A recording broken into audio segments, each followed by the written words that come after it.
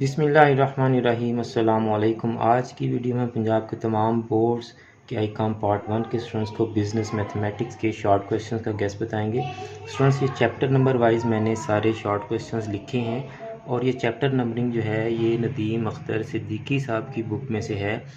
तो तमाम डेफिनेशन मैंने लिख दी हैं, मैं इनको स्क्रॉल कर दूंगा, आप इनको नोट करके तैयार कर लें।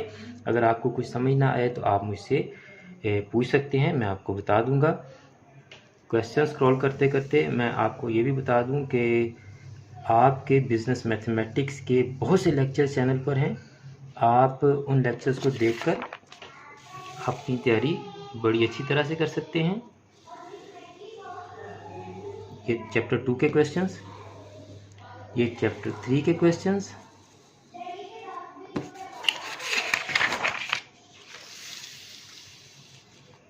क्वाड्रेटिक इक्वेशंस के important short questions, functions and graph chapter 4 के, चैप्टर 5 मैट्रिसेस के इंपॉर्टेंट क्वेश्चंस। ये जहां मैंने क्यों लिखा है इससे मुराद ये है कि आपको यहाँ क्वेश्चन सॉल्व करने के लिए भी दे सकता है, यहाँ से भी क्वेश्चन दे सकता है, यहाँ से भी दे सकता है, यहाँ से भी आपको क्वेश्चन दे सकता है।